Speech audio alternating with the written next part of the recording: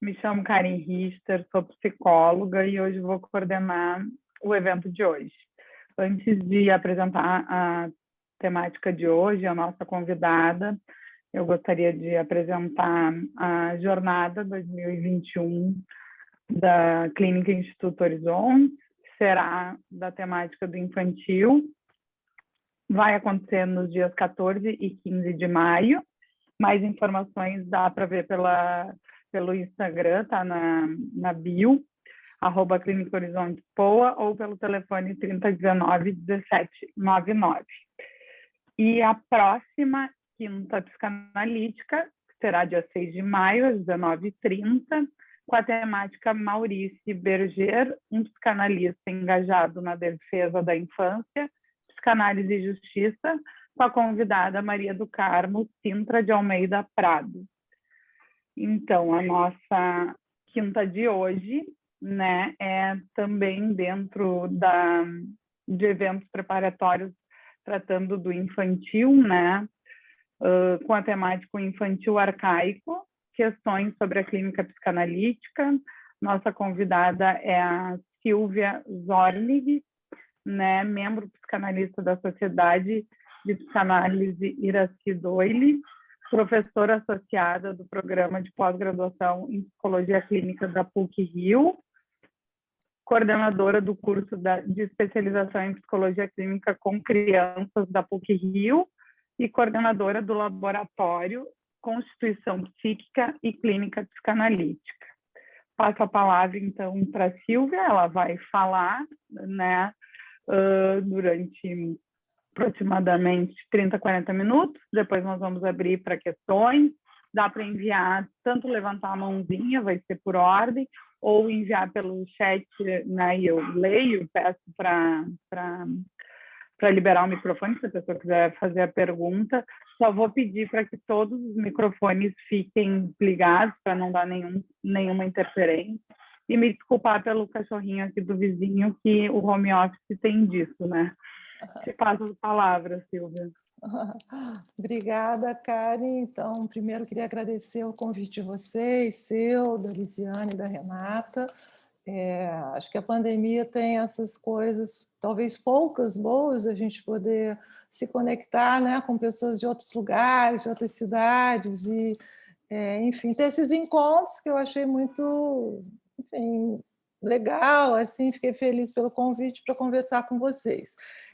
Fiquei feliz também pelo tema, né? O tema sobre infantil é um tema que faz parte da construção da clínica e da teoria psicanalíticas, né? Freud começou, e faz parte do nosso ofício como psicanalistas. Então, assim, só para quem não me conhece, falar um pouquinho sobre o tema, né, que eu vou falar hoje.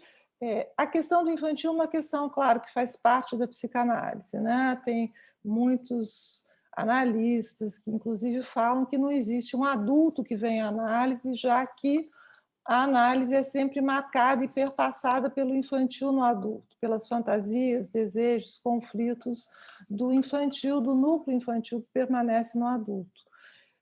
Então, Freud, de uma certa maneira, ele realmente tirou o infantil do lugar de adjetivo, né, para colocar o infantil como um substantivo e, mais do que isso, como um conceito. Nesse sentido, como eu trabalho há muitos anos, eu me interessei sempre pelo infantil porque eu trabalhei sempre muito com uma clínica da infância e da adolescência, mas da infância e também da primeira infância. Quer dizer, hoje em dia, claro que sempre atendi adultos, mas, assim, dentro da minha pesquisa clínica, como professora pesquisadora da PUC, mestrado, doutorado, eu me dedico muito a todas as questões que eu chamo de clínica dos primórdios, toda a questão que envolve a constituição psíquica. Então, o infantil ele aparece de diversas formas. Quando, sei lá, mais de 20 anos atrás, quando eu fiz doutorado, eu, inclusive, discuti na minha tese de doutorado, que depois ficou um livro, essa questão do infantil a partir da clínica com crianças, porque nessa época, né, anos 90, havia toda uma discussão sobre se a clínica com crianças poderia ser considerada psicanalítica ou não. Por quê? Porque havia e continua havendo essa superposição entre o infantil e a infância, principalmente quando você atende crianças. Isso começou desde os primórdios da psicanálise, a discussão, né, entre a Melanie Klein e a Anna Freud. O Freud, quando traz o caso do pequeno Hans para falar, de uma certa maneira, corroborar toda a questão da sexualidade infantil, ele traz também, no mesmo texto, duas indicações que são interessantes, justamente não porque o Freud errou, mas porque ele traz logo no início, né, essa superposição entre a infância cronologicamente vivida e o infantil enquanto algo do qual nenhum de nós supera, nenhum de nós se recupera, então há sempre o infantil no adulto, mas já no texto do pequeno Hans, ele ao mesmo tempo vai dizer, né, que não aprendeu nada de novo, porque o Hans, assim como um adulto, tinha desejos, conflitos e falava já da sua fobia e de toda a questão que já trazia aí, né, o retorno do recalcado, mas também falava sobre que o Hans precisaria talvez esperar um pouco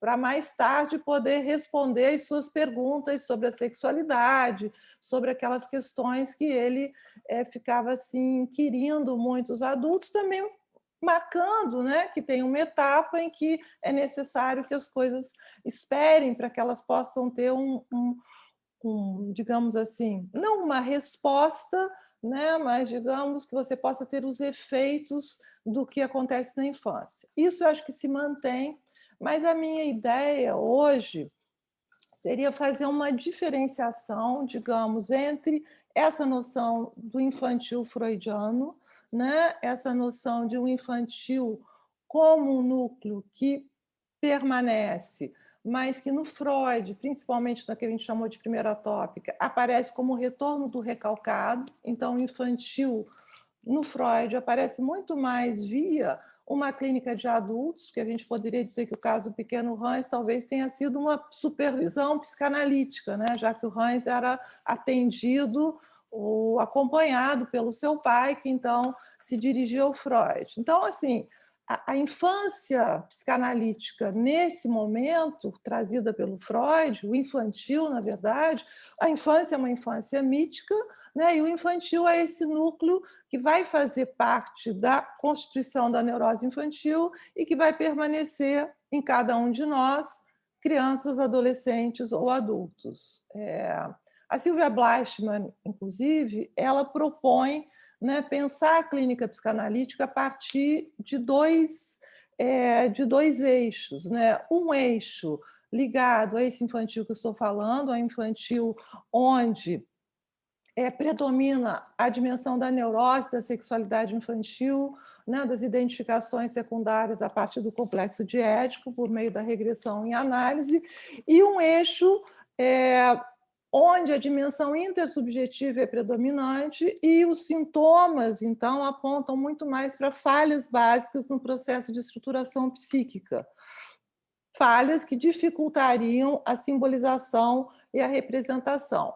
Então, pensando no que ela propõe, nesse eixo, né, a noção de arcaico predominaria, já que os sintomas não seriam considerados como um retorno de um processo do recalcado, né, como um recalcamento da dimensão pulsional e esse aparecimento depois disso, mas esses conflitos trariam muito mais a marca, ou seriam pensados como movimentos ainda não definidos e em estruturação, onde a função do objeto seria determinante para essa passagem dessa dimensão intersubjetiva para a dimensão intrapsíquica. Se a gente pensar nisso atualmente, né, tem vários trabalhos muito importantes, entre os quais eu posso destacar o trabalho do André Green, com toda a questão, né, do trabalho do negativo, da proposição que ele faz da estrutura enquadrante, assim como os trabalhos do René Roussillon, que vai trabalhar muito essa ideia dos traumas precocíssimos, né, tendo uma incidência em toda a questão no Green, né, de uma clínica do limite, das fronteiras, e no Roussillon, no que ele chama, então, dos sofrimentos narcísico-identitários, né? Pensando também num amigo querido, que talvez muitos de vocês tenham tido a oportunidade de conhecer, o Vitor Guerra trabalhava muito com essa concepção, né, de transtornos arcaicos da subjetivação ou transtornos da subjetivação arcaica. Justamente o Vitor, inclusive, trabalhava e discutia, eu tive a oportunidade de conversar com ele, inclusive, sobre isso, né?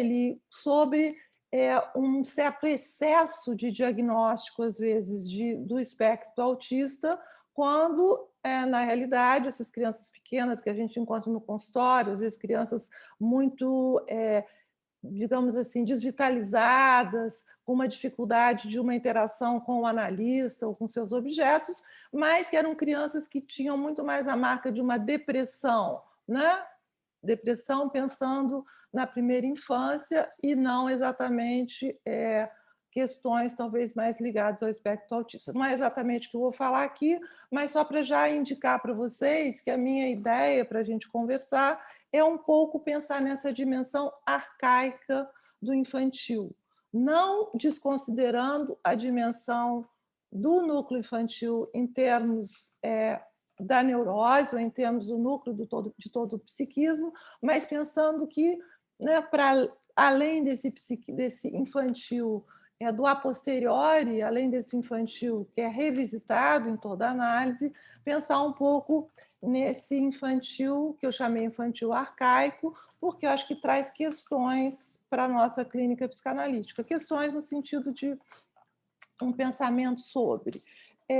Nessa perspectiva, tem alguns autores que eu acho que são interessantes, que nos ajudam a pensar isso, né? Um deles é o Albert Ciccone, que vai propor, inclusive, o que ele chama do infantil bebê, né? E o infantil bebê seria o infantil não no sentido, como eu falei, de uma ressignificação a posteriori, né, do infantil no adulto, mas de uma reativação de experiências sensoriais não verbais, que podem até ser do passado, mas que se ligam a experiências presentes, muitas vezes experiências somáticas ou de somatização, e que isso é muito importante nessa proposta do Albert, justamente porque ele fala desse infantil, bebê, como experiências de sensorialidade, né? Experiências ligadas não a representações ou reminiscências do passado, mas justamente como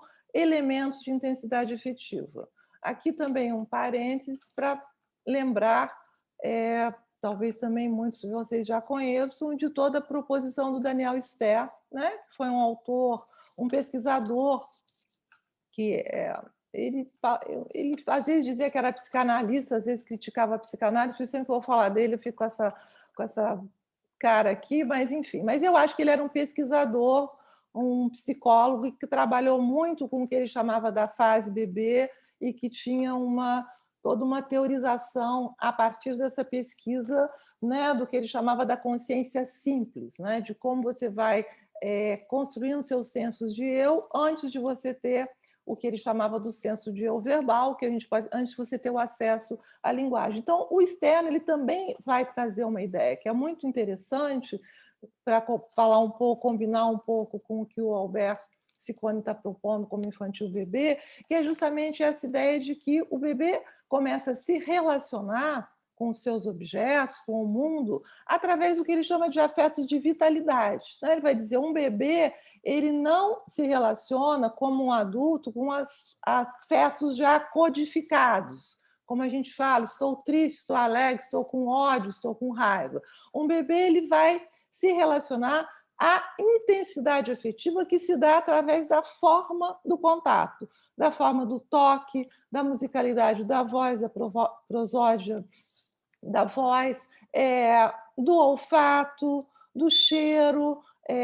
Ele dá exemplos assim dessas modulações, por exemplo, né? Uma mãe, um adulto pode pegar um bebê de uma forma muito vigorosa, de uma forma muito delicada. Ou mesmo se a gente não pensar em bebê, quando quem dá aula sabe disso, às vezes, por exemplo, você está dando aula, a pessoa abre a porta vigorosamente ou bate a porta também, enquanto outros, de alguma maneira, Tudo bem que isso tem a ver com educação, mas esqueçam a parte. E a gente pensando só nessa maneira que nós nos colocamos em termos corporais e que isso, né, o externo vai dizer que no início da vida são os elementos que vão começar a formar, né? Aí ele vai ter toda uma teorização que não cabe aqui, mas que até as representações de memória simples começam a partir da integração desses afetos de vitalidade, que são sempre afetos de vitalidade em relação ao outro do bebê. Quer dizer, não é uma coisa que o bebê também consiga organizar sozinho. Então, voltando um pouco ao Ciccone, o Ciccone ele vai propor essa ideia, né, de bissensualidade psíquica, justamente para descrever níveis de experiência primárias, arcaicas, que procuram ligar, né, o bebê, o infante, a sensorialidade com a afetividade. E isso fala justamente da necessidade de uma criança muito pequena, dela tentar integrar as sensações a essas intensidades afetivas. O Ciccone, inclusive, ele vai dizer que ele prefere o termo sensualidade ao termo sexualidade, justamente para evitar a ambiguidade do termo sexualidade e enfatizar essas experiências no nível do sensório. Tá? Uma outra um outro autor que também nos traz ideias sobre o infantil bebê, sobre o arcaico, que eu acho que também dialoga com Albert Ciccone, dialoga também com o meu pensamento sobre esses primórdios, é o Ogden, né, quando o Ogden vai propor que no início da vida é necessário que haja uma experiência de isolamento. Mas é um isolamento que ele, inclusive, vai falar sobre a posição autista contígua, não um isolamento patológico, né? Ele vai dizer, eu não estou usando o autismo como uma defesa contra o reconhecimento da alteridade, mas ele vai propor essa posição autista contígua no sentido de que, né, o bebê ele vai ter experiências de ser sensação. Ele vai dizer, o bebê experimenta a sensação na relação com o objeto, porque o objeto, antes de ser parte de alguma coisa, antes de o seio ser reconhecido ou conhecido como parte do corpo da mãe, né, as experiências vão ser experiências onde o objeto dá a sensação para o bebê de um lugar, né? De um lugar que pode ser macio, de um lugar que pode ser tranquilizante. E, nesse sentido, essas experiências, que para o bebê são sensoriais e talvez autogeradas, são experimentadas pela contiguidade que o objeto, né, possibilita, na medida em que o objeto permite a não integração do bebê sem retaliação e sem uma certa depressão. Então, é claro que se a gente pensar, né, numa mãe deprimida, ela provavelmente terá dificuldade de suportar um bebê não integrado por algum tempo, porque talvez ela precise. Isso a gente encontra muito na clínica da primeira infância, esse match, às vezes, que é um adulto deprimido com um bebê agitado, né? Então, porque o bebê ele tenta de todas as maneiras que ele pode reanimar o seu adulto. Então, essa não integração que o Winnicott fala, ou que o Ogden chama de um isolamento primitivo, seria também, né, assim como o infantil bebê do Ciccone, essa entrada, né, esse infantil, essa porta de entrada para a constituição psíquica que se dá justamente pela definição sensorial. Por isso que eu acho muito interessante essa ideia, né, de, por exemplo, do objeto ser primeiro uma sensação de lugar. E claro que se a gente também lembrar, por exemplo, de uma experiência de amamentação, né, tem sempre uma coisa do bebê que ele fica, né, em contato com a pele materna, geralmente ele segura a mãozinha, segura ou no cabelo da mãe, ou na pele da mãe. Então, há essa experiência muito arcaica, né, que o Ogden vai dizer, inclusive, que eu acho bonito o termo que ele usa, ele fala, é um recuo ao santuário pessoal. Né? Então, ele vai dizer, e aí isso serviria não só para crianças, né, como se cada um de nós também precisasse, em algum momento, ter essa experiência de um descolamento desse vínculo com os nossos objetos e com o mundo, segundo ele, até para se proteger um pouco dessa imprevisibilidade e tensão que são os encontros humanos. É claro que esse passeio pelo isolamento, principalmente pensando em constituição psíquica, ele tem que ser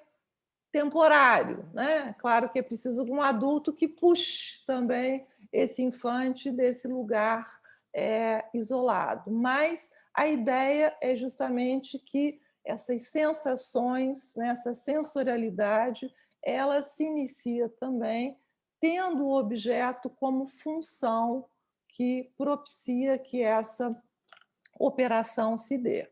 Então, pensando nisso, essa ideia de corporeidade, que até eu acho que quem trabalha muito isso é o Nelson Coelho Júnior, né, que tem alguns artigos sobre essa ideia de corporeidade, ela traz em si justamente esses dois aspectos, né? Ao mesmo tempo, a ideia de intersubjetividade, o bebê tem sensações autogeradas, mas que são acompanhadas por contiguidade com o seu objeto, que a gente chama de mãe, quer dizer, o objeto permite que isto se dê, né? Essa não integração sem retaliação, e, ao mesmo tempo, a corporeidade traz junto a dimensão também da pulsionalidade e a dimensão intrapsíquica que vai se dar a partir dessas experiências também iniciais e primárias e arcaicas entre o sujeito e o objeto.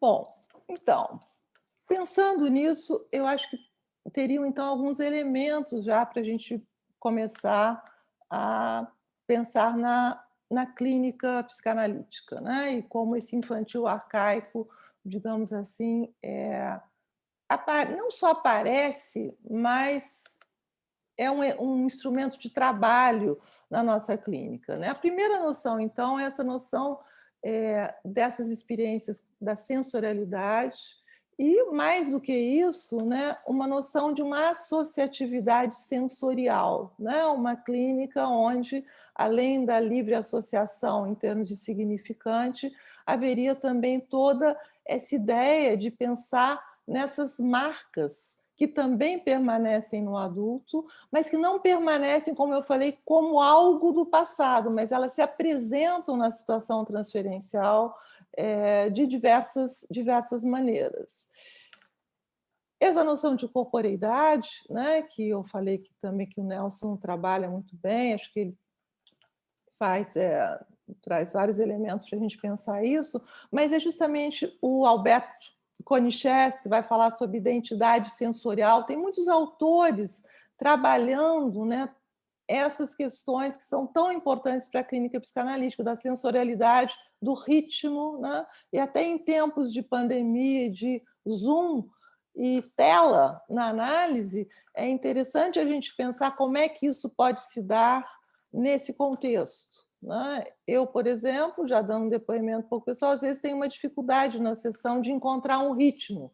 Às vezes eu me sinto assim, ou falando junto com analisando, ou esperando um pouco demais. Quer dizer, tem algo em presença que por aqui, às vezes, para mim, fica um pouco prejudicado, né? Então, mas, de qualquer maneira, é interessante pensar como hoje, na clínica psicanalítica, e como a coprodução psicanalítica, tem muitos autores justamente retomando toda essa questão dos primórdios da subjetivação. Eu falo hoje em dia, não é hoje. É claro que isso começou com Ferenczi, com Winnicott, os franceses que eu citei, Green e Roussillon, entre muitos outros, procuram fazer e manter uma tensão entre a dimensão pulsional da teoria freudiana e a dimensão da função do objeto, que o Winnicott vai trazer tão bem na sua teorização, né? Então, não é uma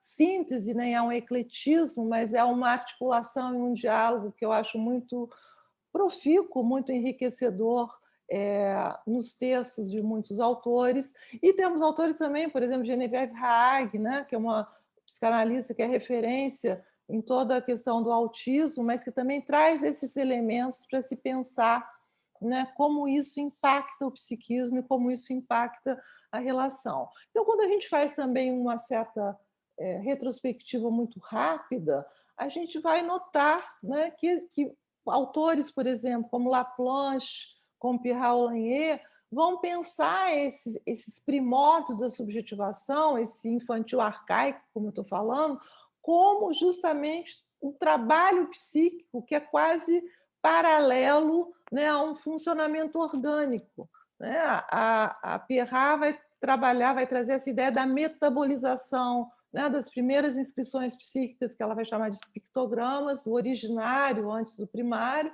que são justamente inscrições que o psiquismo faria de metabolizar o que vem do outro, né, dessa violência fundamental materna necessária, para, de alguma maneira, tornar interno o que vem do outro. O Laplanche traz essa ideia de metábola, quando ele vai trazer, né, a constituição, principalmente do pensar no inconsciente dos primórdios, e vai trazer isso como também um trabalho de tradução, né, de tradução do que ele chama desses significantes ou mensagens enigmáticas que vêm do outro. Então, tem sempre uma questão nos primórdios e no arcaico, né, de esse impacto do objeto, que vai ser teorizado e pensado, tanto teoricamente como na clínica, de maneiras um pouco diferentes. É claro que o Laplanche vai pensar num psiquismo que é impactado, que é confrontado com essa alteridade e que se coloca em trabalho justamente pelo ponto de interrogação que o discurso do adulto traz. Mas por que é um ponto de interrogação? Justamente porque o adulto, né, se a gente pode pensar um adulto ao cuidar de um bebê winnicottianamente, laplanchianamente, sempre traria junto com o cuidado algo do seu sexual, algo do seu inconsciente, que é desconhecido para o próprio adulto.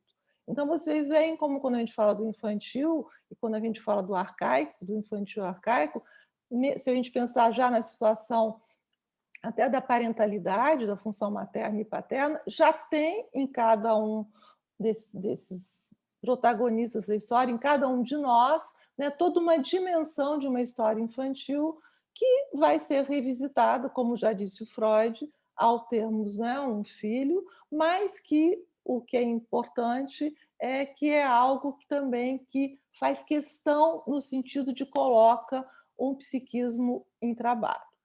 Isso eu estou trazendo mais como ilustração, né? Para a gente ver que isso já faz parte da teorização de muitos psicanalistas, mas o que eu acho que é mais, talvez, das últimas décadas, por isso que eu trouxe o Daniel Stern, é pensar nessa questão também, e a partir desses trabalhos, muito da clínica dos primórdios, muitas vezes da clínica até da primeira infância, retomar, né, esses elementos que não são só da infância, mas que vão trazer esses elementos constituintes do psiquismo e, de alguma maneira, enfatizar como eles continuam a se apresentar na clínica. Tá? Uma outra questão que eu acho importante, não é nenhuma questão, é para continuar um pouco pensando sobre esse infantil arcaico, né? Claro, tem o infantil do retorno do recalcado do adulto sobre o bebê, mas estamos falando também da constituição psíquica, dessas marcas que muitas vezes são marcas que se inscrevem, mas que não são necessariamente representadas simbolicamente, né? Também é para a gente, talvez, problematizar, né, e uma noção um pouco desenvolvimentista do psiquismo. Né? Se o psiquismo é um aparato que busca a representação simbólica, né, tem fueiros, como Freud mesmo disse, tem inscrições, tem marcas que se mantêm no corpo, e que é claro que a gente vai encontrar em várias problemáticas que nós trabalhamos, vou falar um pouquinho disso daqui a pouco, mas que de qualquer maneira que também continuam, mesmo sem ter um peso talvez mais sintomático. O Stern também dizia isso, que eu acho também interessante, quando ele falava lá dos sensos de eu, que a linguagem, ela de uma certa maneira, ela não suprime, mas ela inibe o nosso reconhecimento da sensorialidade e que muitas vezes a gente chama de intuição, mas é como se a gente não conseguisse muitas vezes, talvez, reconhecer, né, a potência de uma sensação em função, é claro, de que a representação simbólica é muito pujante e tem predominância nesse sentido. Espero não estar indo muito rápido, então já vi umas carinhas dizendo que não. Né? Bom, de novo, pensando nessa ideia, né, da sensorialidade, da associatividade sensorial, não há como a gente não fazer, quando a gente pensa na clínica, uma ligação com o texto do Freud, Construções em Análise. Né? Quer dizer, o Freud mesmo vai trazer em Construções em Análise essa ideia, né, de algo, desses elementos, né, desses rastros que ele às vezes compara com a arqueologia, mas de qualquer maneira é interessante pensar num certo, né, de certas inscrições enigmáticas que na verdade aparecem na situação analítica e que são construídas entre o analista e o analisando. E ele fala nesse texto uma coisa que é interessantíssima, porque quando ele vai falar das alucinações, ele fala, bom, as alucinações, ele vai estar lá falando, eu até citei aqui, quando ele fala das características gerais da alucinação, ele fala, tem uma coisa que talvez não tenha sido muito ressaltada, que nas alucinações, algo que foi experimentado na infância e depois esquecido, retorna. Algo que a criança viu e ouviu numa época em que ainda mal podia falar. Quer dizer, o Freud, nesse sentido, é como se houvesse, né, já mesmo uma alucinação, e vamos talvez deixar a alucinação também de lado, mas nas questões para além só de uma clínica da infância ou da primeira infância, essa repercussão que muitas vezes talvez não apareça tanto, porque se liga a outras formas de representação. A Melanie Klein, por sua vez, ela traz um termo que é interessante, que, na verdade, eu li num artigo do Didier Uzel falando da Melanie Klein, né? Mas que eu achei muito interessante a gente pensar isso. Ela fala do memories and feelings. Né?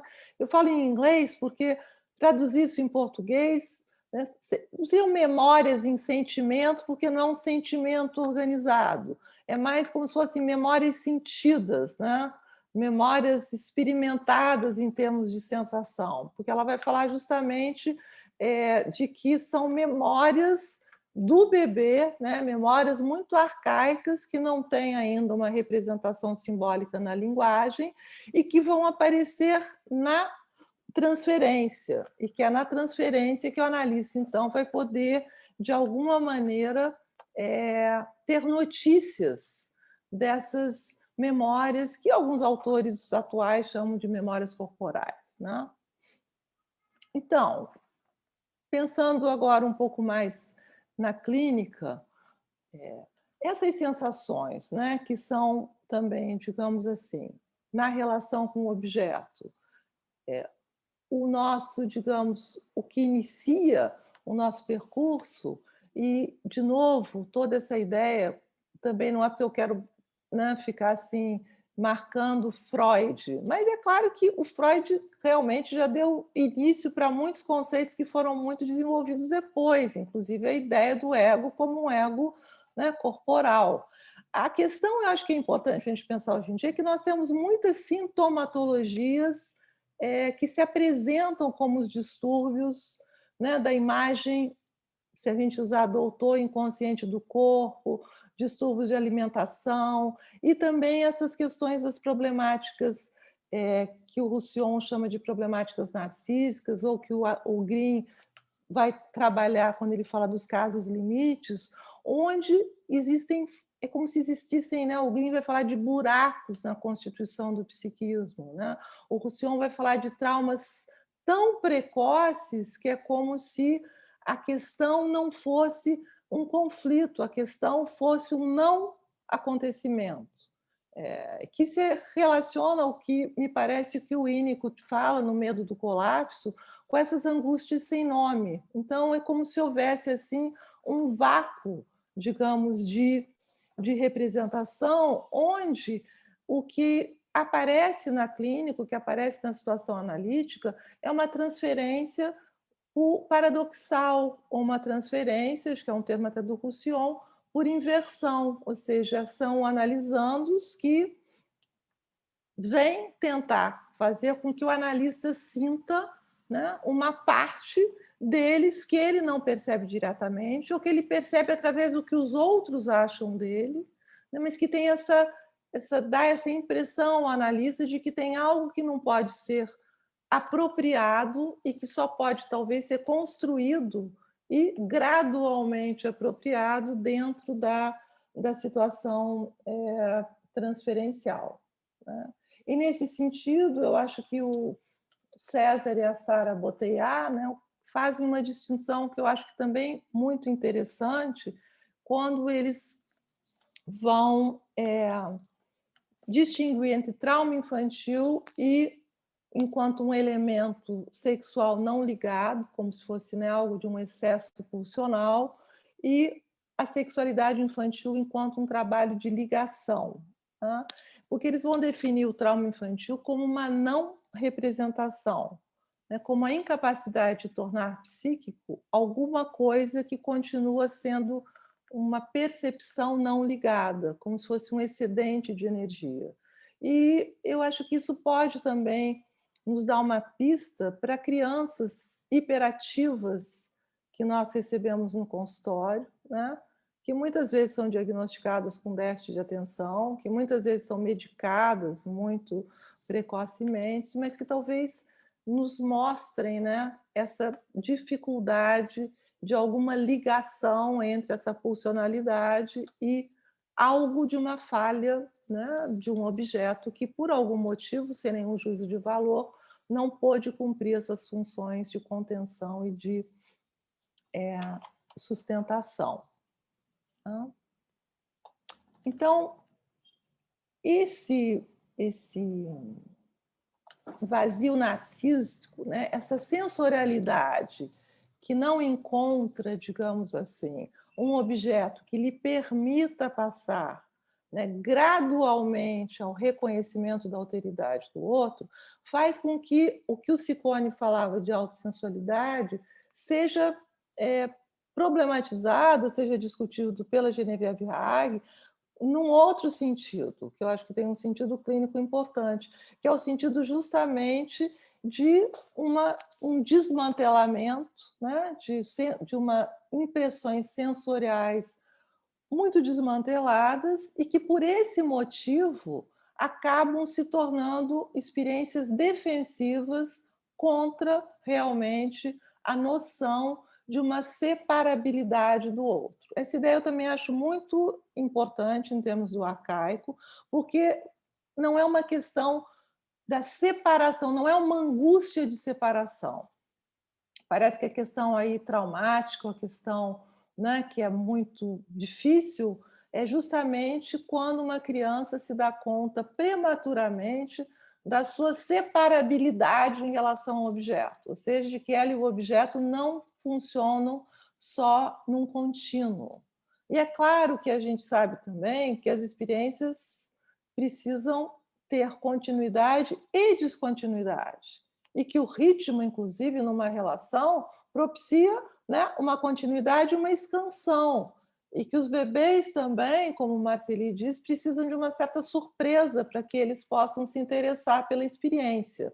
Então, se fosse sempre uma repetição sem fim, provavelmente seria difícil manter vínculos dessa ordem. Mas a questão aqui é quando, né, a sensorialidade ela começa a se dar, né, por uma somatização excessiva, por uma defesa excessiva, como justamente uma proteção muito grande. Aí, nesse sentido, haveria essa diferença entre uma autossensualidade, com essa proteção contra a descoberta prematura, né, dessa separabilidade do objeto, e o autoerotismo enquanto já tendo, de alguma maneira, uma marca de uma tentativa de integração, e já teria uma marca de uma relação ao objeto que propiciaria uma abertura e não esse fechamento maior.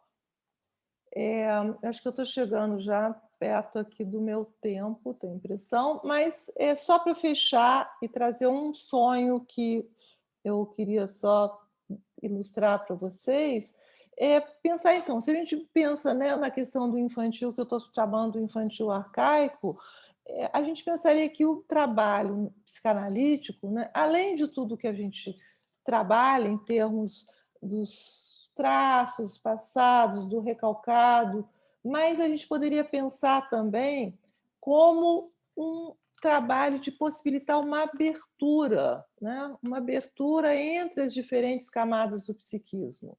Isso é uma ideia que o Zell vai trazer, também baseado no Bion, e que eu acho muito importante, e que eu acho que tem a ver também com o que o Freud fala, quando o Freud, na Carta 86, vai falar de que a memória não é uma memória estanque, né? Que a memória é sempre uma tradução e uma retradução que vai ser modificada a partir de um momento X da sua constituição psíquica ou da sua vida. Então, nesse sentido, pensar nesse arcaico e na sensorialidade é pensar também, né, num trabalho analítico onde se trabalhe simultaneamente o passado e o presente, onde essas sensações e essas memories and feelings aí, como a Melanie Klein trouxe, não se traduzem só como reminiscências do passado, mas muito mais como, né, um testemunho desse infantil arcaico que precisa ser acolhido transferencialmente pelo analista, tá?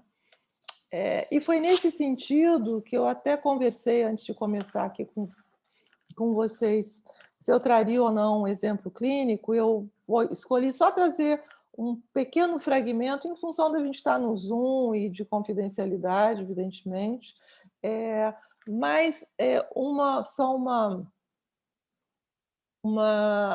para encerrar antes do exemplo clínico, que também essas questões que eu estou trazendo, essa questão leva para a gente também para pensar, né, no ato analítico como uma clínica do ato, né, a representação, né, tem uma ação no sentido do representar, né? O Ferenczi já trazia isso quando ele escreveu o texto Psicanálise de Criança na Psicanálise de Adultos, dizendo para os psicanalistas que trabalhavam com adultos: olhem, né, prestem atenção como é que o psicanalista que trabalha com criança faz. Ele atua, ele entra no jogo, ele joga, e depois que ele joga, depois que ele entra no evento, aí ele sai e tá aí, ele pode ou não interpretar a cena. Então, essa ideia da psicanálise também, tendo um modelo, não um modelo no sentido de modelo, né? Tendo uma indicação também de uma clínica do ato, de uma clínica do jogo, que tem um valor pela própria ação, e onde, nesse sentido, a transferência é sim uma nova possibilidade de entrar no jogo analítico, tá? E é nesse sentido que eu pensei nesse fragmento clínico, só para terminar, e aí ouvir vocês um pouquinho, claro, que é de uma paciente. É isso que eu queria falar para vocês. E desculpem se eu passei talvez um pouquinho do tempo, mas acho que a gente ainda temos um tempinho, né? Sim, temos. Silvia, em primeiro lugar, eu gostaria de te parabenizar pelo belíssimo trabalho, né, e agradecer tuas contribuições assim tão importantes, né? Acho que a temática do infantil, eu fui te ouvindo e fui pensando em várias possibilidades, assim, né? E nessa leitura de diferentes autores, conforme tu foi trazendo durante a tua fala, assim, e o quanto é importante a gente estudar o infantil, porque acho que no início da tua fala tu traz, né, que é independente de criança, adolescente ou adulto, isso vai estar, o infantil está, né, não só nessas fases iniciais. Então, meus parabéns e muito obrigada.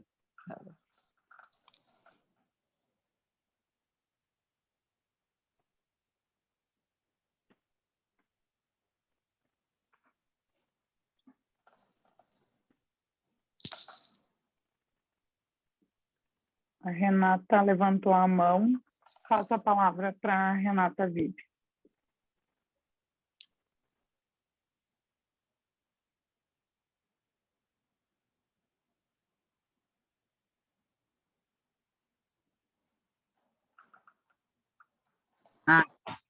Não. Agora deu? Me escutam? Está parecendo que... Ah, tá. Sim, pode Parece falar. que não. Tá, obrigada. Então, Silvia, boa noite, muito obrigada pela tua presença. Desculpa, eu não consegui te encontrar ali um pouquinho antes. Eu, enfim, tive uma reunião de urgência aí. Mas, assim, mas ouvi quase tudo. Cheguei uns 5 minutinhos depois. Eu quero primeiro te agradecer, né, assim, a tua participação e a aula de psicanálise que a gente acabou de ter. Estou com o livro aqui, né, que, claro, abordaste coisas além do que estão aqui. Eu queria um autógrafo, vou ter que mandar pelo correio. É um prazer. Não, em algum momento nós vamos nos encontrar pessoalmente. Mas, assim, enfim, queria primeiro agradecer e parabenizar pela aula de psicanálise. Eu fico pensando, hoje nós temos um grupo de estudo sobre autismo, né, na Horizontes, hoje era o dia, e a gente estava discutindo algumas questões. A gente tem estudado a Marie-Christine Lasnik, né, já há algum tempo, e a Lasnik vira e mexe nos artigos dela, traz a Carta 52. Né?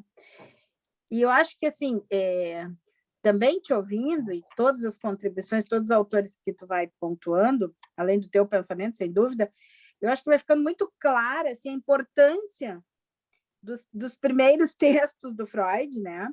Como tu mesma dizia, assim, do quanto Freud já nos deixou uma série de questões aí para a gente poder seguir pensando, mas quando ele justamente fala na Carta 52 dessas marcas que estão lá registradas de alguma forma, né, no inconsciente, porque ele diz isso também é inconsciente, ainda que não seja um inconsciente recalcado, e como a gente, enfim, vai ter acesso a isso, né? Porque como é difícil, tu disseste há pouco algo eu não me lembro qual foi a expressão assim que tu usaste, mas fazendo referência que na própria análise a gente tende a ouvir mais, de certa forma, essa questão do que é simbolizado, né? Do que é simbólico. Não me lembro qual foi a expressão que tu usaste. Mas, assim, como é difícil no trabalho analítico a gente também se aproximar, né? Porque aí isso também quer dizer que na nossa própria análise a gente tenha trabalhado esses aspectos mais arcaicos, mas como é difícil, às vezes, poder se aproximar disso que é do paciente, né? Do mais arcaico do paciente. Porque talvez a gente tenda mais ao simbólico, como tu mesma dizia. E, de fato, acho que quem trabalha com criança tem essa vivência de alguma forma, porque a gente está ali, né, com o mais primitivo, que está em todos nós, mas que na criança tá olhos nus, assim, né, vistos. Em algum momento tu falaste sobre essa questão do isolamento, né, e tu fizeste uma referência aí. Eu ia te perguntar se essa ideia do isolamento teria a ver com a capacidade de estar só do Winnicott, né, que tu disseste alguma coisa, tu estava falando do objeto, ser uma sensação, né, de um lugar, e aí tu falaste alguma coisa assim da importância desse isolamento. E aí eu anotei aqui se isso também teria a ver com a capacidade de estar só do Winnicott. E queria que tu pudesse também, quando tu fala dessa identidade sensorial, né, se a gente pudesse, que eu acho que é quem que fala disso? Conichetti. Konieczek, nunca sei É. que se a gente podia, né? Também tu podia falar um pouquinho mais sobre isso. E bom, isso que eu dizia, né, da questão da gente se conectar com isso do paciente, sem dúvida passa pela contratransferência, com essas sensações que a gente também acaba vivendo, né? Então, enfim, só para pontuar algumas questões para a gente começar a conversar. Muito obrigada. Imagina. Bom, em relação ao isolamento, não quer dizer, teria, mas não seria a capacidade de estar só. Eu comecei a trabalhar muito essa questão do isolamento, por isso que eu gosto muito do Ogden, quando ele propõe isso, porque justamente ele vai propor, Thomas Ogden. Tem até aquele livro Sujeitos da Psicanálise, onde ele vai falar sobre isso também. Mas partindo da minha observação clínica, e aí uma observação clínica com crianças, e isso que eu conversava muito também com o Vitor, crianças muito pequenas que chegam no meu consultório, assim, crianças com 2 anos e meio, que chegavam assim muito aterrorizadas, muito agarradas às vezes na mãe, e que eu sentia como analista que era fundamental que essas crianças tivessem uma vivência de um isolamento na minha presença, mas que não é a capacidade de estar só. Muitas vezes a mãe, inclusive, entrava na sala, mas que eram crianças que a qualquer movimento brusco se assustam. Por quê? Porque a invasividade do objeto é uma ameaça recorrente. Então, o que o Ogden vai falar é que essa ideia das experiências de sensação é justamente essa ideia de que, assim, eu até escrevi algumas coisas sobre isso, postulando essa ideia, que assim como é fundamental um objeto que esteja lá, né, como catalisador de uma relação, também é fundamental, e aí que entra o lugar do analista, um analista que atue como testemunho. O isolamento não é um analista ficar desinteressado, pelo contrário, mas é um analista que respeite esse isolamento da criança. Eu já tive várias crianças que às vezes chegam, às vezes não me olham, às vezes eu tenho lá uma casinha, sentam de costa, brincam, agora com máscara, então, falam alguma coisa que eu quase não entendo, porque ainda mais 2 anos e meio com máscara, mas que eu não posso ficar solicitando, né? Tem alguma experiência ali que tem que se desenrolar na minha presença, mas com a sensação quase que aquilo é autogerado. Por isso que eu liguei com essa noção do Ogden de posição autista contígua, que ele mesmo disse que o que ele está propondo é um isolamento mais primitivo do que a capacidade de estar só do Winnicott, tá? É um isolamento mais primitivo, por quê? Porque ele justamente vai se ligar isso muito mais aos trabalhos da Tustin, né, com crianças com autismo infantil, no sentido de, apesar dele dizer, não estou falando do autismo, mas estou falando dessa experiência de uma criança, ou talvez possa ser de um adulto, de que ele está tendo sensações que são autogeradas, mesmo que o objeto esteja lá. Então, o objeto como lugar é porque a sensação é uma sensação de tranquilidade, mas não há o reconhecimento de um outro naquele outro. Que é o que a Tussin vai falar também, que ela diz, bom, se o não-eu aparece antes do eu, temos um problema, quando ela vai falar dos objetos autísticos, né? Porque aí é necessário um recurso às sensações para que haja um afastamento de algo que pode aparecer como um excesso de outro. E por isso que quando eu falei da questão de se sentir separado, vem antes da angústia de separação, porque o se sentir separado seria um reconhecimento que possibilita uma separação. Agora, quando eu me sinto separado antes desse momento, eu me sinto arrancado de uma pele, né, para dois, de uma pele como se tivesse uma pele contínua. Então, foi mais nesse sentido que eu falei, eu acho que nesse sentido que o Ogden tem uma contribuição a pensar. Então, o meu ponto é que eu acho que o isolamento é tão fundamental para a constituição psíquica como o laço, como o vínculo. Né? E que, nesse sentido, por que falar isso? Porque muitas vezes a tendência dos analistas, principalmente os analistas que trabalham com crianças, é de, digamos assim, exagerar no vínculo, né? Às vezes, assim, eu dou muita supervisão, então não é uma crítica, mas a gente encontra isso. Geralmente, os jovens terapeutas acham que quanto mais brinquedos eles tiverem, é melhor. Então, às vezes, há uma hiperestimulação para manter um contato, quando em alguns momentos é importante que a nossa função seja uma função mais de testemunho, ou até um exemplo que eu dou também, já dei num texto, aquele exemplo do Winnicott, quando ele vai falar daquela menininha de 13 meses. Não sei se vocês lembram disso, que era uma menininha de 13 meses que ele recebe e que a menina tinha várias convulsões. Menina é um bebê, né? E vomitava, e, enfim, parece que não tinha uma causa orgânica, e aí o pediatra indicam para o Winnicott. E aí ele vai trazer uma coisa que é muito interessante, que ela senta no colo dele, primeiro chora, chora, chora. Em algum momento ela está no colo, ela pega a mão dele e morde a mão. E ele fala que ela morde mesmo, né? E que ele aguenta aquilo, que ela vai embora, e que depois ela volta numa outra vez. Bom, resumindo, que a gente tem pouco tempo, aos poucos aquela mordida vira um mordiscar. Aos poucos, o que era um excesso pulsional, uma descarga que se dava pelos ônibus, pelas convulsões e pela mordida na mão do Winnicott, se torna uma brincadeira. Então, o que eu estou dizendo, esse isolamento primitivo desse, arcaico, voltando para o Freud, Renata, essa função que o analista precisa ter de parexcitação, porque ali o que acontece entre a menina, a bebê e o Winnicott é justamente que o Winnicott suporta ser receptáculo da descarga pulsional sem intermediário, mas a partir da presença, da sustentação e da contenção que ele faz, isso começa a virar um jogo entre eles, né? E esse jogo, segundo ele, tem um efeito também de diminuir todos esses sintomas que essa bebê trazia, né?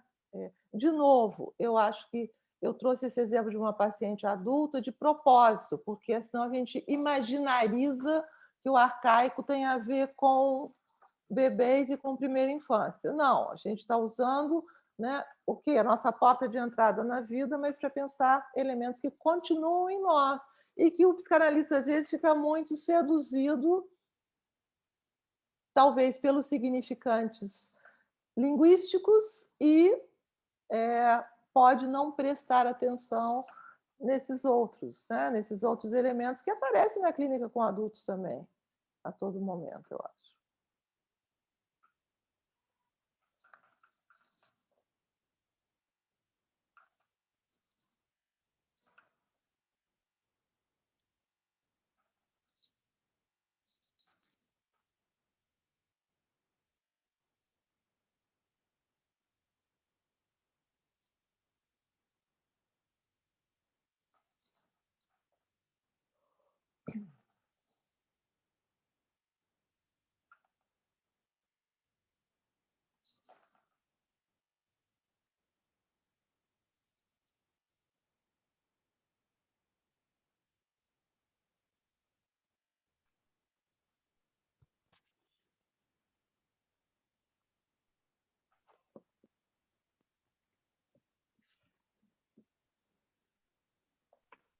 Se alguém tem alguma coisa que gostaria de colocar, perguntar.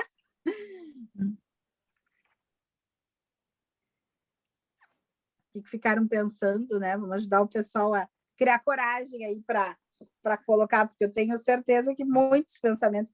A gente faz muitas associações, né? Eu aqui fiz algumas, mas enfim, não quero eu ficar falando. Eu até lembrei, né, enfim, de um caso de uma criança assim, que eu atendo, e fiquei pensando nessa questão sensório-corporal, né, que é isso, né, de algo bem primitivo e que não precisa estar necessariamente, acho que em algum momento tu trouxe isso, né, já simbolizado, assim, já representado, mas que está ali na cena transferencial E que bom, é uma possibilidade de poder trabalhar também. Eu anotei bastante coisa, pensei em muita coisa. Acho que a Renata fala e eu sou obrigada até a concordar, assim, que foi uma aula psicanalítica, né? Muito boa todas as suas contribuições, Silvia. Que bom.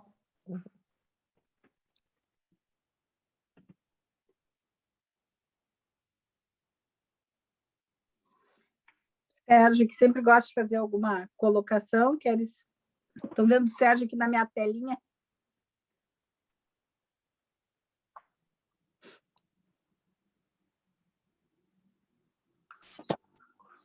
Oi, Renata, tudo bom? Oi. Tudo bom, colegas? Já que tu chamasses, né? É o chamado aí para a Silvia, né? Eu até foi uma coisa assim interessante, né? Porque nada em psicanálise é por acaso. E hoje à tarde eu estava lendo sobre o Corrute e a fúria narcísica, né? E aí justamente ele remetia, né, no caso em tela lá, a essas questões do arcaico, né? Então o papel desse arcaico, né, nessa representação da fúria narcísica já no adulto, né? Então, se tu pudesses falar alguma coisa a respeito, aí eu ficaria encantado. Uhum. Sérgio, olha, com o Ruth, eu realmente trabalho pouco, assim. Não sei o que eu poderia, talvez, pensar na questão do narcisismo, das problemáticas narcísicas, seria mais nesse sentido? Exatamente. Tá. Exatamente. Que eu tenho trabalhado muito com essa questão dos sofrimentos narcísicos, né? E mais, assim, pensando no trabalho do Green, no trabalho também do Roussillon.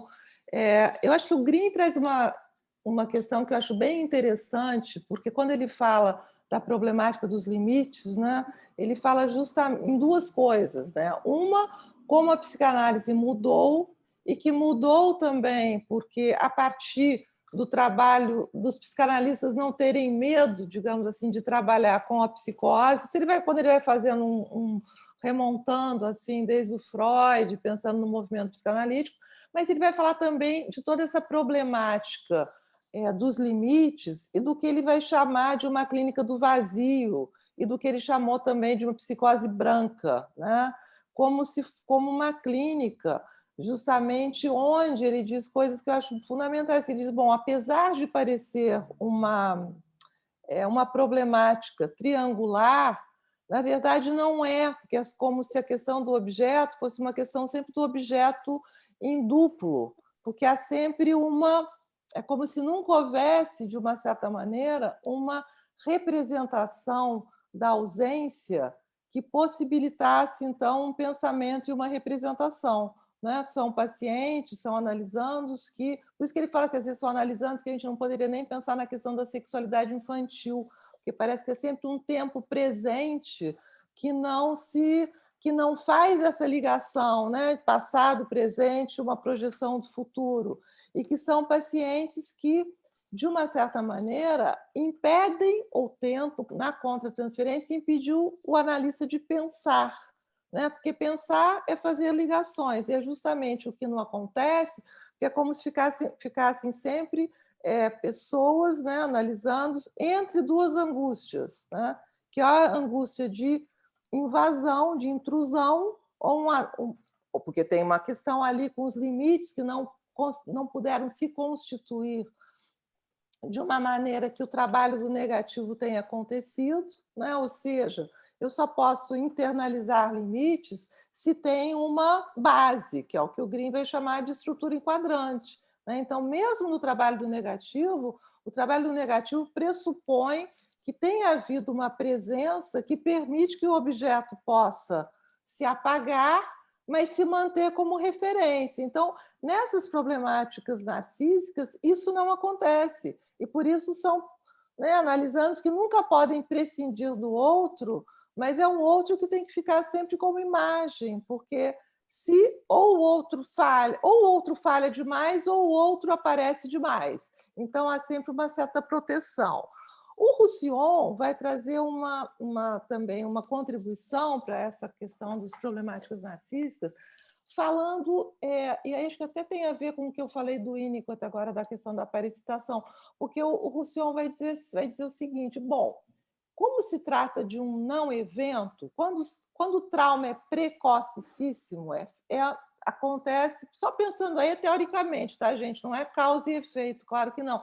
Mas o que ele vai dizer assim, é um trauma de uma não apropriação, né? Ele diz, o sujeito sofre de uma não apropriação da sua história.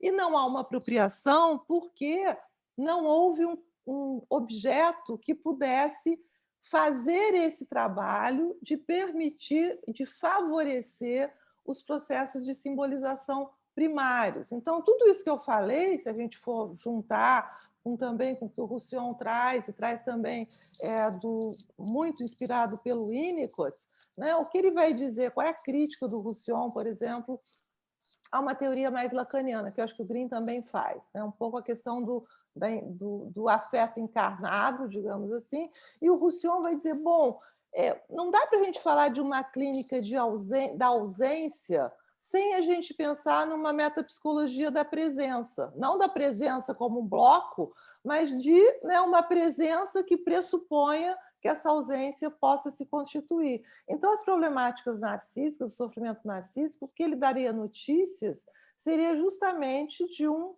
não encontro ou de um encontro onde esse eu, né, não pode se constituir ou só se constitui através de um contrato narcisista, né? Eu tenho sempre que ficar lá, eu sempre tenho que fazer alguma coisa para não perder o outro.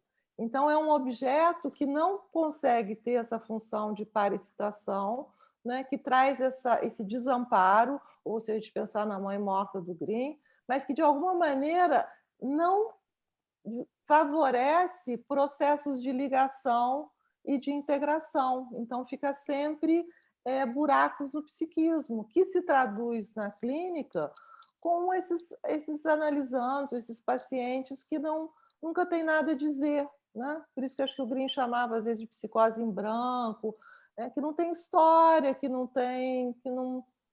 é meio como se fosse assim um branco de pensamento, que, segundo ele, isso muitas vezes nos contamina como analistas, que a gente também, às vezes, fica meio impedido de pensar. Não sei se seria por aí que você me pediu assim para falar um pouquinho, mas eu acho que pensando, né, nessa questão do precoce, é precoce não na etiologia, né, mas é precoce na medida em que ataca a capacidade do sujeito de poder se apropriar de algo da história, da sua história.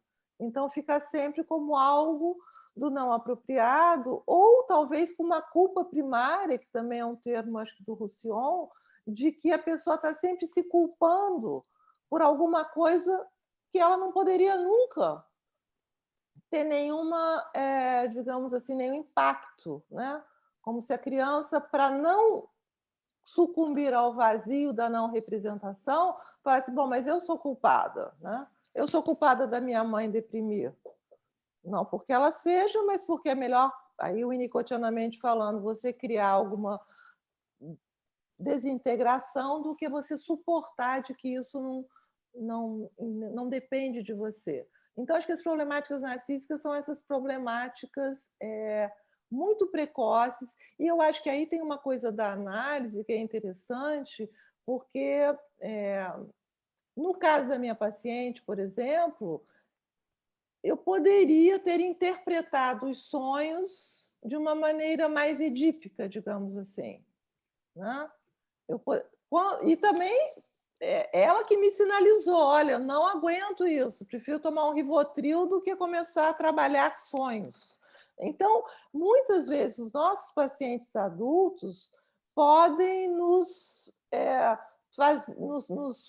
ajudar, ou problematizar, ou fazer com que a gente faça um detour ao não reconhecer o arcaico num discurso mais edípico e mais neurótico, nesse sentido neurótico comum da nossa clínica. Então, eu acho também que estudar um pouco mais o arcaico. Eu acho que o Ruth, eu estudei pouco, mas acho que é um autor muito importante para toda essa questão do que a gente hoje em dia se depara, né? Dessas problemáticas todas narcisistas. Mas só não posso discutir com você o Corrute porque eu não me sinto realmente capacitada.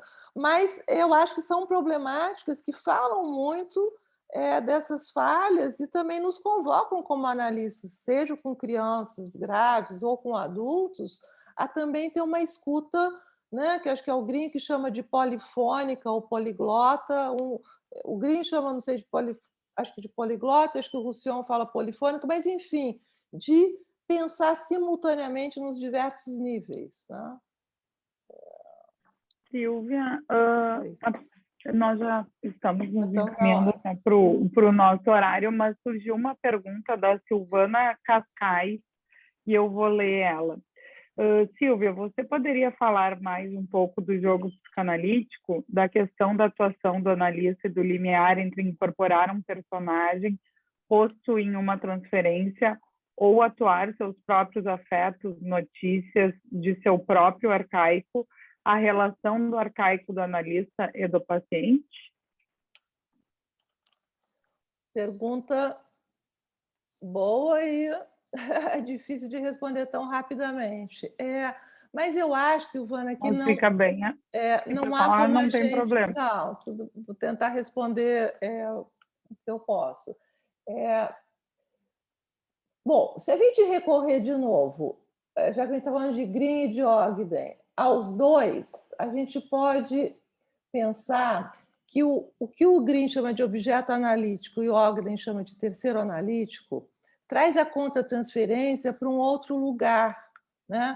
Um lugar onde o que o analista sente, que o analisando traz, né, produzem um terceiro conteúdo ou uma terceira construção que fala das duas subjetividades. Então, quando eu falei até dessa transferência por inversão ou da transferência paradoxal, é no sentido de que, né, o analisando, ele faz você sentir com todo o seu aparato, com toda a sua história infantil, com o seu arcaico, mas alguma coisa que se dá naquela situação analítica e transferencial. Eu acho que não há como evitar isso, mas eu não faria uma distinção, um corte entre um e o outro. É claro que a gente tem, enfim, que a gente trabalha na nossa análise várias coisas, é claro que nós temos todos os nossos conteúdos, não estou desconsiderando isso, mas acho que quando a gente fala do arcaico,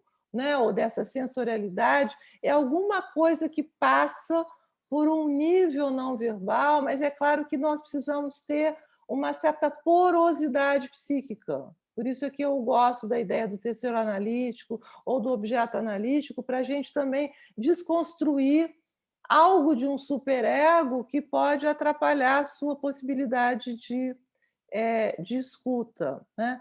Incorporar um personagem na análise, aí talvez seja mais na análise com crianças, eu acho que é fundamental, né? Desde que você possa falar sobre isso. Eu sempre me lembro de uma menina que eu atendi, que ela tinha 2 anos e 8 meses, e que ela estava lá fazendo uma cena, babá, não sei o quê e tal, e eu falei alguma coisa para ela, dei uma interpretada, assim, mas parece que essas crianças estão com medo de ficar sem a mamãe. Eu não me lembro, faz muito tempo, mas eu me lembro do que ela fez. Ela levantou a cabecinha e falou assim para mim: agora você é a Silvia? Eu falei: agora eu sou, então você volta a ser babá. Ou seja, ali ela me mostrou que eu estava jogando, saí do jogo falando alguma coisa, ela entendeu perfeitamente. Não gostou muito, me mandou voltar para o meu lugar, no qual ela me colocou. Então, eu acho que esse jogo analítico, que nas crianças talvez apareça pela incorporação, e nos adultos, por uma conversa analítica, por uma forma de trabalho que você entende que é aquilo que está sendo possível e que é importante. E, de novo, aí, talvez para o Sérgio, né? Sérgio, enfim, para a questão do narcisismo, tem uma questão também das problemáticas narcísicas que me parece que a interpelação do analista enquanto alteridade tem que ser feito de uma maneira, muitas vezes, um pouco delicada, né? Então, incorporar um personagem, conversar, espelhar alguma coisa do outro, tem essa função de ir permitindo que essa apropriação de um evento que, como diz o Winnicott, né, aconteceu, mas não pôde ser experimentado, talvez possa começar a ser experimentado agora, no aqui e agora da situação transferencial.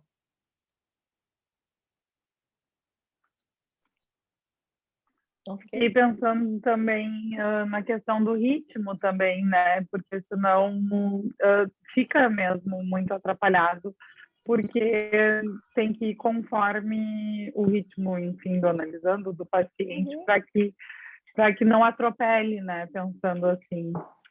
Exatamente. E tu falaste, né, Silvia, dessa questão do ritmo na sessão online, né? Achei interessante, eu não tinha parado para pensar sobre isso. Ai, desculpa, deu sinalzinho da minha bateria, acho que ficou... Acho que eu saí da tela aqui para vocês. Não, mas... Não, tá bom. Tá. Não, essa questão do ritmo que tu falavas, que tu te percebe, né, na tela, e achei super importante, fiquei pensando aqui, porque eu não tinha ficado tão atenta a isso, né? A gente comenta, assim, falando com outros colegas e até outros eventos que a gente já fez aqui sobre atendimento online, como cada um vai lidando com isso. Eu, por exemplo, sinto que eu falo muito alto. Daqui a pouco eu me vejo assim, eu estou gritando.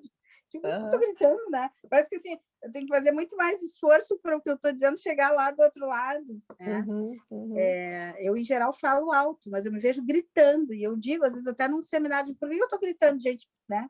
Então, assim, essa questão do ritmo também, como a tela vai influenciar nisso. Ainda que, né, esses dias a gente teve a Hilda Katz aqui, uma colega argentina, ela disse, a gente está fazendo o que é possível com a questão, né, o melhor dentro do possível, assim, com essa virtualidade, mas que, de fato, interfere no ritmo, sem dúvida. Eu acho que sim. Né? Eu achei super importante para ficar todos nós pensarmos sobre isso. Porque em presença esse ritmo vai sendo construído também na situação analítica diferente, com cada analisando, mas na tela eu acho mais difícil. É uma coisa a se pensar, né? Mas eu às vezes me sinto assim, eu digo assim, parece aquela corrida de bastão, que um vai passar o bastão para o outro, né? Entra ou não entra, né? Em alguns momentos como se você ficasse meio sem saber quando entrar. Talvez por a gente... É claro que tem um corpo aqui, mesmo que não seja em presença, mas tem... enfim, não é esse o nosso ponto aqui hoje, mas tem diferenças, né? Diferenças não só na virtualidade, mas diferenças na forma de atendimento. Uma colega minha me dizia, se a gente está com o microfone, né? Você está com a voz... É quase como se viesse, às vezes, a voz dentro da sua cabeça, ou dentro da cabeça do analisando, né? Como se faltasse uma certa distância até nessa relação entre a palavra, entre um e o outro. Então, tem muitos elementos, como você falou, eu acho que a gente faz o que é possível, não acho que impossibilite de maneira alguma o atendimento, mas que é interessante a gente ir pensando, né? Como estamos trabalhando, uns nas casas, entrando na casa das pessoas, e, por outro lado, a pessoa também entrando no seu espaço, mesmo que seja um espaço mais neutro, mas como isso se dá e como isso tem um efeito na relação transferencial, né? Sem dúvida. Sim, obrigada. Bom, terminamos? Nós já estamos no horário, não sei se eu gostaria de ir para as contribuições finais. Não, Karen, eu acho que eu já falei bastante. Agradeço o convite de vocês, sempre um prazer discutir essas questões que a gente sempre todo mundo, eu sou muito apaixonada, e acho que vocês também, a gente está aqui 9h conversando sobre clínica, então foi muito bom assim conhecê-las, e vamos aí nos falando, tá bom? Então, em nome da Clínica e do Instituto Horizonte, eu gostaria de te agradecer, Silvia, todas as contribuições, a aula, né, e o quanto vai surgindo questões também para a gente poder ir pensando a clínica psicanalítica, questões de técnica, do momento também que estamos atravessando, né? Não sei, Renata, tu liberou o microfone, gostaria de falar alguma coisa? Não, só queria mais uma vez agradecer a Silvia e dizer que a gente já tinha conversado por mensagem, enfim, por ligação em algum momento, e que fico com muita vontade, fica aqui o convite, depois vamos, né, voltar a falar em algum momento, para a gente estudar um pouco mais isso, quer dizer, estudar mais, também poder, né, estudar mais sobre o Ciccone, que tanto tu quanto a Maria do Carmo e a Regina, que vai estar conosco, né, a Regina Aragão, falam também sobre esta pessoa que eu nunca sei dizer o sobrenome corretamente, Konieczek, Alberto Konieczek. Eu vou aprender. Mas é difícil mesmo. Eu andei com as referências de vocês, a gente andou, né, o Horizonte andou adquirindo os livros, mas alguns a gente começou a ler, não venci ainda a leitura. Claro. Mas acho muito interessante assim, para a gente pensar essa sensorialidade, ainda mais com essa clínica hoje. Na verdade, como a gente está falando, isso está em todos os pacientes, mas essa clínica que tem vindo cada vez também mais cedo, né? Eu digo, essas crianças muito pequenas e dentro de uma sintomatologia, vamos chamar assim, autística, não necessariamente com um diagnóstico de autismo, né? Mas essa tem sido a nossa procura, assim, também muito frequente, tanto para nós, psicólogos, psicanalistas, mas na clínica também para as fonoaudiólogas, acho que hoje tem uma outra colega aí que faz parte, que está assistindo. Então, muito, muito, muito comum, né? E que tem preocupado, e a gente sabe que agora, à medida que aqui a gente estava com as escolas fechadas em Porto Alegre, essa semana elas estão reabrindo, a gente sabe que a escola é um sinalizador disso para a família, e isso vai estourar, eu não tenho dúvidas, assim, que para as próximas semanas, talvez as pessoas ainda um pouco preocupadas com assim, o retorno a atividades presenciais, né? Mas eu não tenho dúvida que logo, assim, vai haver uma avalanche de procuras, já tem, mas que isso vai aumentar consideravelmente nos consultórios, em razão das escolas perceberem essas dificuldades, assim, esses déficits, né? Muito, muito intensos. Então, acho que a gente tem que, sem dúvida, olhar mais para isso. Fica o convite e a gente conversa depois, um prazer. Em outro momento melhor. Muito obrigada. Ótimo, obrigada a vocês pelo convite.